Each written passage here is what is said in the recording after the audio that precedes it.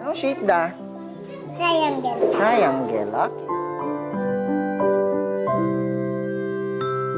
Hanggat kaya ko naman i-provide yun sa mga bata, gagawin ko na lang yun. Kasi mahal ko yung bata, mahal ko rin kung ano yung ginagawa ko. Bilang maliit, nagsasabing wag magsinungaling. Okay, gahuyap! Okay. 6, 7, 8, 9, 10. Uman. 1, 2, 3.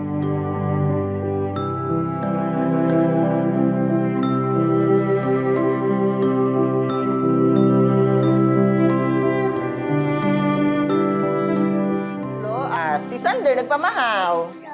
Ha? Itlog man. Nanay, abang kaon na umay itlog.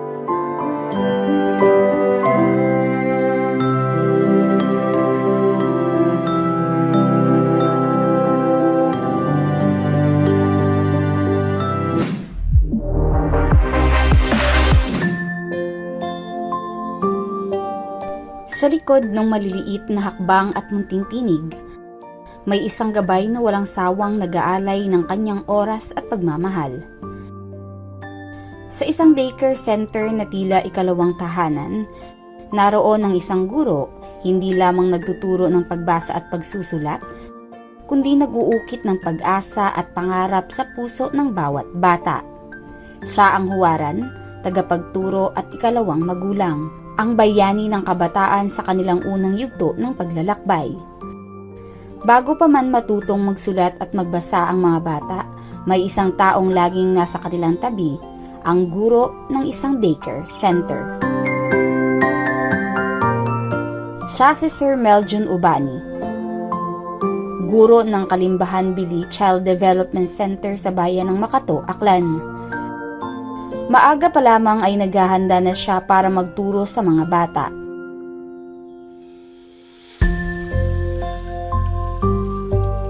Mula sa kanilang tindahan, naglalakad siya patungo sa barangay hall ng Kalimbahan upang doon maghintay ng masasakyan. Matapos ang ilang minuto, ay mararating niya ang Kalimbahan Bili Child Development Center.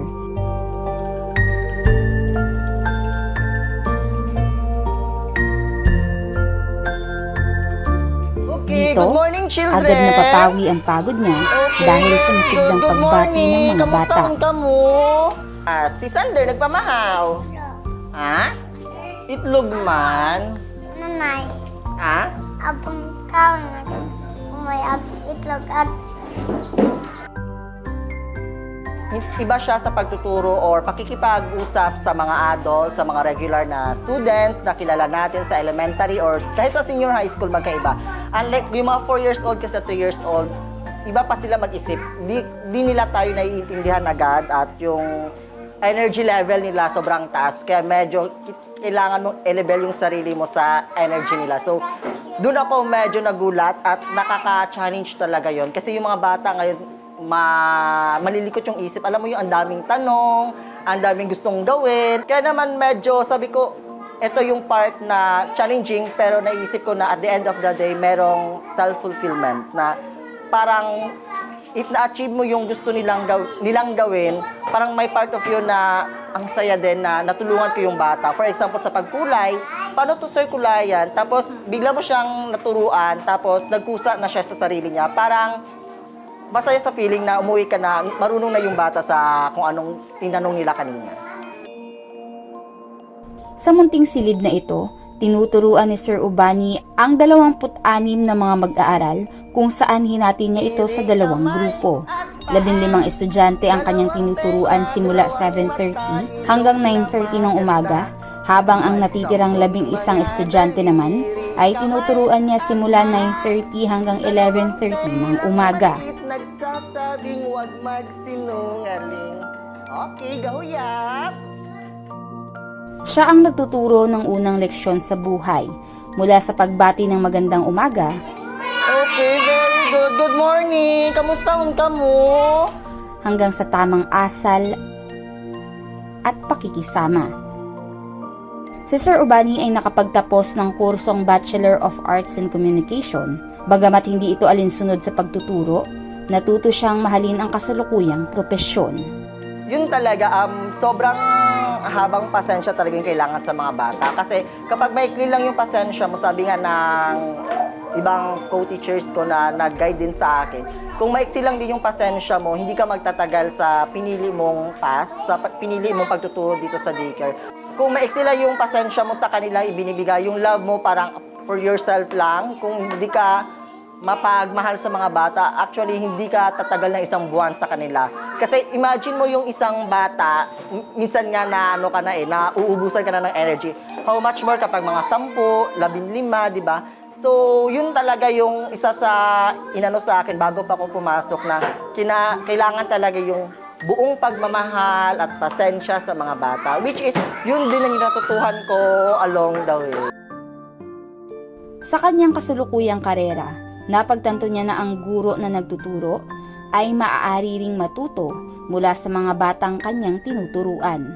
Sa loob ng 2 taong serbisyo, maraming mga bagong pananaw siyang natutunan na nagpabago sa kanyang buhay. Na-realize ko sa chosen career ko yung real definition ng love at innocence ng isang bata. Yung love na pag sinabi nilang yung magandang suot mo, yung mabango ka, parang mini-mini nila kung ano yung sinasabi nila sa'yo. Tapos, yung love na bigla silang yayakap sa'yo, tapos sasabihin na, I miss you, teacher, sama ako sa'yo, teacher, yung mga ganon, nakaka-touch siya sa puso. Tapos may one time pa nga, may isa akong student nung last year, tapos sabi niya, teacher, kung lumaki ako, gusto ko yung maging katulad mo. Tapos tinanong ko siya, gusto maging teacher? Sabi niya, hindi po, gusto ko pong maging mabait katulad mo. Then that time, na-realize ko na hindi lang pala ako basta teacher sa kanila, kundi isa parang part na din ng family nila yung pumupunan ng pagmamahal sa kanila kasi hindi nila ako nakita as teacher lang, kundi nakita nila ako bilang isang mabait din na tao para sa kanila. At doon ko na-realize na hindi pwedeng tumigil ako sa isang taon lang. Gusto ko pang hanggat kaya ko pa ditong magtuturo ako sa mga bata. Bukod sa pagmamahal sa mga bata at sa kanyang ginagawa, ang guro na gumagabay ay minsay nangangailangan din ng alalay at utang niya ito sa mga kapwa guro na gumabay at sumuporta sa landas na tinahak niya. Yung experience ko na kinikwento sa inyo ay ano pa lang, wala pa sa kalingkingan ng pinagdaanan ng mga senior na teachers namin na kasama. Maraming salamat po sa palaging pagtuturo kung ano yung dapat gawin kasi marami pa kayong matutuhan along the way. 2 years pa lang ako sa service at alam kong napaka-exit pa ng panahon na ito kumpara sa kanila. So, yan lang. Thank you so much sa pagtuturo at sa pag-guide palagi. Dahil sa pagmamahal sa mga bata, may pagkakataon ding ginagamit niya ang kanyang sariling budget para mailaan ang kanilang learning materials. Minsay kinukuha niya ito mula sa kanilang kinikita mula sa kanilang munting tindahan o mas kilala sa kanilang lugar na Aling Medyos, Gulayan. At sa kanilang taniman ng samot-saring gulay na kanila ring pinagkukunan ng extra income. Bagamat hindi ito maiiwasan, hindi ito naging dahilan para siya ay huminto. Minsan, kumukuha na sarili talagang budget mula sa bulsa para sa mga printing materials at activity ng mga bata. Kasi, yung mga bata natututo kasi sila pag once na nakikita talaga nila yung gagawin. Yung meron talaga silang activity na gagawin. At mahirap din kasi kapag everyday ka humingi sa parents ng contribution. So sabi ko, hanggat kaya ko naman i-provide yun sa mga bata, gagawin ko na lang yun. Kasi mahal ko yung bata at mahal ko rin kung ano yung ginagawa ko. Samantala, ang Kalimbahan Bili Child Development Center na kailan lamang naitayo ay kasalukuyang nangangailangan ng suportang pinansyal upang mas mapaunlad pa ang lugar kung saan ang mga bata ay nagsisimulang mangarap. Yung daycare kasi na to, itinayo lang to last year. So, actually madami pang kulang dito yung kusina namin para sa pagluluto, yung mga activities ng mga bata, talaga yung mga bond paper na kailangan namin, yung mga crayons, yung electric fan namin. Kung meron yung iba dyan na pwedeng makadonate dito sa daycare, sa mga bata talaga, willing po talaga kaming tumatanggap. Yung mga upuan kasi nila actually dapat, magawa sa kahoy dapat. Pero since medyo pricey yung bawat piraso ng upuan na kahoy, ito muna yung yung plastic muna. Pero ongoing pa rin yung pag-ask namin na solicitation sa mga willing mag-donate para sa upuan ng mga bata. Sa nais magbigay ng donasyon ay maaaring makipag-ugnayan sa Kalimbahan Barangay Council. Sa simpleng silid-aralan, puno ng kulay at halakhak, matyagang hinuhubog ang mga bata para sa mas maliwanag na bukas. Sa bawat tawa, sa bawat unang hakbang ng kaalaman, naroon ang isang guro na tahimik na nagsisilbing gabay. Siya ang kaagapay ng mga magulang at kaibigan ng mga munting pangarap. Hindi man ito nakikita sa entablado ng lipunan, ang kanyang aral at pagmamahal ay nakaukit sa bawat batang kanyang hinuhubog. Dahil sa kanyang tiyaga at malasakit, mas nagiging matatag ang pundasyon ng kinabukasan. Sa nalalapit na Teachers Month, ang daycare center na ito ay isa sa patunay na ang ilang bayani ay hindi laging nasa balita o aklat. Minsan, sila'y nasa simpleng silid-aralan, nagbubukas ng pintuan sa unang hakbang para sa kinabukasan. Ako si Mika Bautista at ito ang Kumusta Na, Aklan.